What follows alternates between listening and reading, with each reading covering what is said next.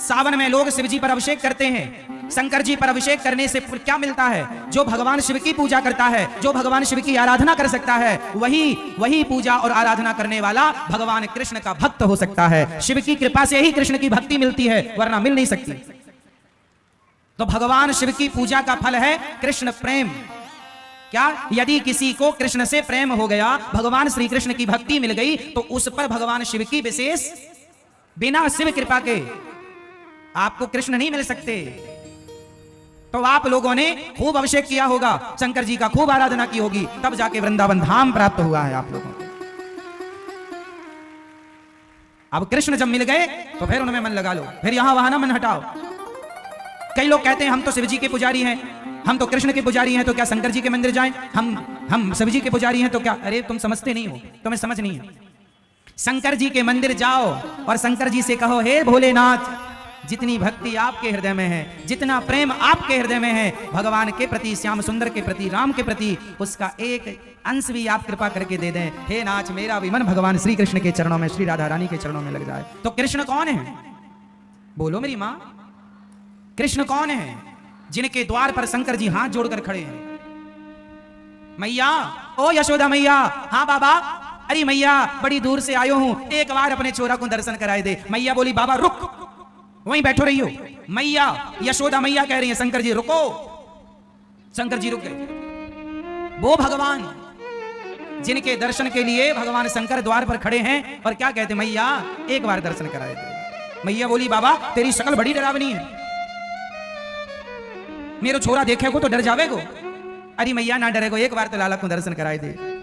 मैया बोलती हैं, बैठो यहां, अभी हमारो लाला सो रहे हो, जागेगो तो दर्शन कराएंगे। शंकर जी बैठे इंतजार कर रहे हैं कन्हैया के जागने का। लो, वो कृष्ण हैं। शंकर जी कौन है? जिन्होंने काम को जलाकर भस्म कर दिया। शंकर जी की तीसरी आंख खुले तो पृथ्वी जलकर भस्म हो जाए, वो सर्व सामर्थ्य शंकर जी। वो शंकर जी जिनके अंदर सृष्टि का पल भर में संहार करने का पावर है, पल भर में सृष्टि को मिटाने का सामर्थ्य है। वो शंकर जी हाथ जोड़े द्वार पर खड़े हैं कृष्ण के आगे। वो कृष्ण कोई सामान्य तत्व है क्या मेरी माँ? वो भगवान है। एक बार शंकर जी ने जहर पिया था, आप सबको ये बात पता है। समुद्र मंथन हुआ, जहर निकला, किसने पिया? शंकर जी ने पिया। एक बार शंकर जी ने जहर पी लिया। अब बताओ, जहर यदि हम लोग पी लें तो मर जाएंगे, आप लोग पी लें तो मर जाएंगे, मर जाओगे। लेकिन शंकर जी ने इतना सारा जहर पी लिया, मरे नहीं। हम जहर पी लेंगे तो मर जाएंगे, शंकर जी ने जहर पिया, नहीं मरेंगे। वो शंकर जी जो इतना जहर पी कर ना मरे, क्या उनसे कोई इंसान अपनी होड़ कर सकता है, अपनी तुलना कर सकता है? वो शंकर जी जो देवाधिदेव महादेव हैं, जो कामदेव को जलाकर भस्म कर देते हैं, वो शंकर जी गोपी बनकर उस रास में जा रहे हैं भगवान श्री कृष्ण के। वो कृष्ण तत्व है जिनके पास शंकर जी जा रहे हैं, तुम उन्हें हल्के में ले रहे हो। कृष्ण को कोई सामान्य तत्व समझ रहे हैं आप लोग क्या? कृष्णात् परम किमपि तत्वम अहम न जाने, कृष्ण से भी श्रेष्ठ कोई तत्व है ये मैं नहीं जानता। शंकर जी भी जिन्हें जान ना पाते, शंकर जी किनका ध्यान करते हैं? सदा वसंतम हृदयारविंदे भवम भवानी सहितम नमामि। जिनका ध्यान शंकर जी करते हैं, भगवान कृष्ण का जन्म हुआ तो दर्शन करने शंकर जी आए, रास हुआ तो दर्शन करने शंकर, जिनका दर्शन करने के लिए लाइन में शंकर जी खड़े हैं, उन कृष्ण को आप सामान्य समझ रहे हैं क्या? कोई मजाक का विषय बना रहे हैं क्या कि वो रास रचाए तो हम भी रचाएंगे? जो काम संत कर सकते हैं ना, तुम ना करो। उनकी भावनाएं अलग हैं, तुम्हारी भावनाएं अलग हैं। उनके विचार अलग हैं, तुम्हारे विचार अलग हैं। सबकी तुलना सबसे नहीं हो सकती मेरी माँ। जिस तराजू में सोना तोला जाता है, उस तराजू में टमाटर नहीं तोले जा सकते। टमाटर, सब्जी, आलू तौलने की तराजू अलग होती है और सोना तौलने की तराजू अलग होती है। इंसानों को तौलने की तराजू अलग है और भगवान को तौलने की तराजू अलग है। दोनों को एक तराजू में नहीं तोला जा सकता। आप गलती ये करते हैं कि इंसानों से भगवान की तुलना कर लेते। अरे उन्होंने किया, हम भी करेंगे। तो उन्होंने पहाड़ उठाया था, है तुम्हारे बाप में हिम्मत? एक उंगली से उन्होंने इतना सा मुंह खोल के पूरा ब्रह्मांड दिखाया था, है तुम में हिम्मत? भगवान से कहा।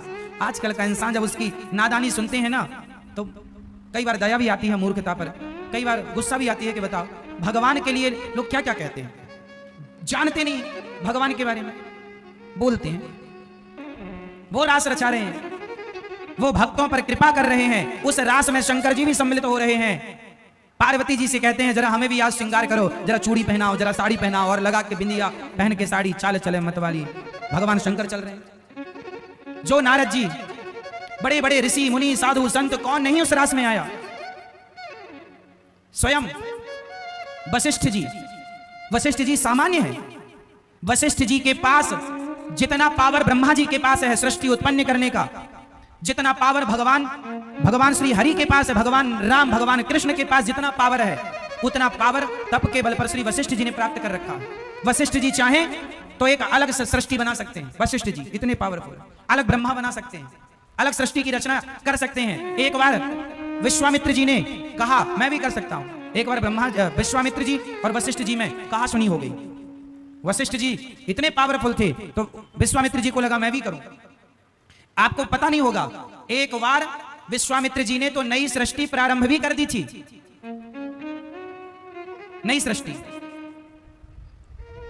और वो नई सृष्टि क्या है जानते हो? नहीं, ये जो नारियल होता है, ये नारियल ब्रह्मा जी की बनाई सृष्टि नहीं है। एक बार विश्वामित्र जी को गुस्सा आ गया कि मैं चाहूं तो नई सृष्टि कर लूं, तो कहा कि कर लो। तो वो करने लग गए। तो उन्होंने, अब भाई सृष्टि के लिए आदमी लोग चाहिए, स्त्री पुरुष, तो उन्होंने पिंड बनाना शुरू किया। जिस पिंड से इंसानों का जन्म होता, तो सबसे पहले वो पिंड, जैसे चिड़िया पहले अंडा देती है, स्त्री और पुरुष के गर्भ में भी तो एक, ये समझो कि स्त्री का रज पुरुष का तेज जाकर मिलता है तो एक कलल बनता है। उसी तरह सबसे पहले अंडा तैयार हुआ। तो आपने देखा नारियल में दो आंखें होती हैं, ध्यान से देखा, पानी भरा होता है, जैसे बच्चे मां के पेट में पानी भरा होता है, पूरा अंडा जैसा प्रोसेस होता है नारियल का। नारियल वो सृष्टि की शुरुआत करने लगे, अपनी तपोबल से मैं अलग सृष्टि बनाऊंगा।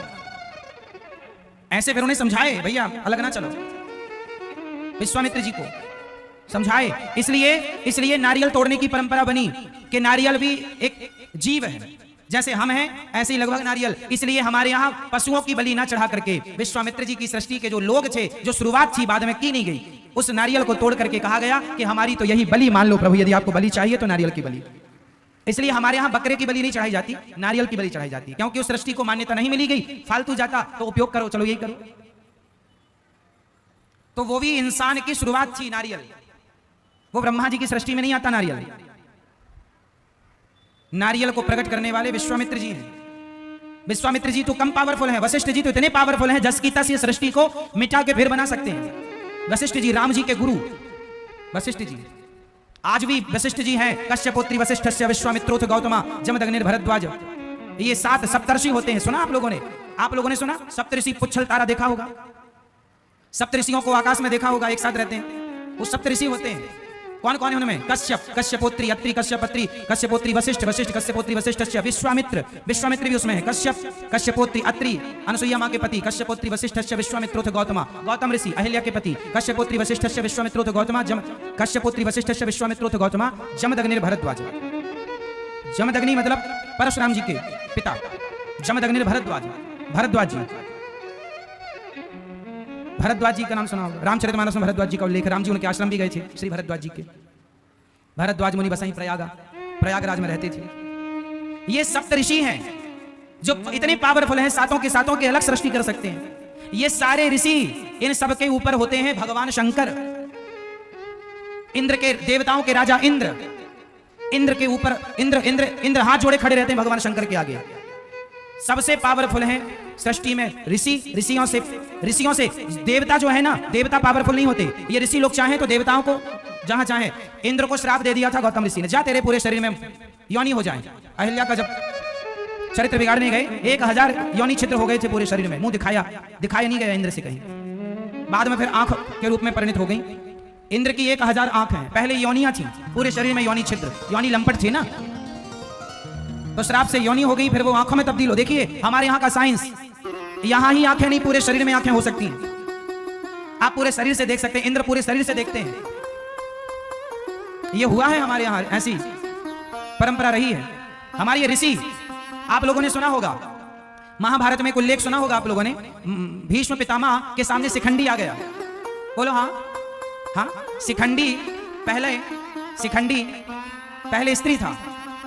शिखंडी का जब जन्म हुआ तो स्त्री था, पर हमारे देश में ऐसे संत थे कि हमारे ऋषियों ने, शिखंडी के पिता ने कहा कि महाराज हमें लड़की की जरूरत नहीं है, राज्य चलाने को लड़का चाहिए। तो शिखंडी को लड़की से लड़का बनाया गया था 5500 साल पहले। ये टेक्नोलॉजी थी। आजकल भी साइंस के द्वारा स्त्री लिंग परिवर्तन हो जाता है, लेकिन आज के में एक समस्या है कि यदि स्त्री को पुरुष बना दिया, आजकल भी प्लास्टिक सर्जरी के द्वारा स्त्री को पुरुष बना दिया जाता है और पुरुष को स्त्री। लेकिन जो पुरुष स्त्री बनता है तो स्त्री योनि तो हो जाती है, लेकिन पुरुष जो स्त्री बनेगा वो कभी मां नहीं बन सकता। लेकिन हमारे यहां ऐसी परंपरा रही है कि शिखंडी स्त्री थे और जो स्त्री पुरुष बनेगी तो वो कभी बाप नहीं बन सकती। लेकिन शिखंडी जब स्त्री से पुरुष बने तो वो पिता भी बने बाद में। और कई बार हमारे यहां स्त्री को पुरुष और पुरुष को स्त्री भी बनाया गया है। शास्त्रों में वर्णन आपको मैं कई जगह दिखा दूंगा। हमारे यहां ये सारी टेक्नोलॉजी थी, प्रयोग कम करते थे क्योंकि जरूरत नहीं थी, सिद्धांत उद्देश्य अलग अलग थे। तो वो ऐसे ऋषि मुनि जो सृष्टि बना सकते हैं, अलग सृष्टि कर सकते हैं स्त्री को। शिखंडी इसका उदाहरण है। महाभारत में कथा है इस बात की कि शिखंडी पहले स्त्री थे, बाद में पुरुष हो गए। इसलिए भीष्म पितामह ने उन पर बाण नहीं चलाया। बाद में पुरुष हुए तो क्या हुआ, जन्म से तो स्त्री है। तो मतलब स्त्री से पुरुष बनाने की क्या प्रोसेस भारत में हम हिंदुओं के पास पहले से ये तकनीक थी। वो भगवान जो ऋषि देवता जिनके सामने हाथ जोड़े खड़े होते हैं वो भगवान शंकर, और वो भगवान शंकर मैया यशोदा से कहते अरे मैया तेरे लाला को एक बार दर्शन करना हो, एक बार दर्शन कराए थे। वो भगवान हैं। आप बड़े भाग्यशाली हैं कि उन भगवान की कथा सुन रहे हैं जिन भगवान के दर्शन के लिए शंकर जी भी खड़े रहते हैं द्वार पर। मैया एक बार दर्शन कराए।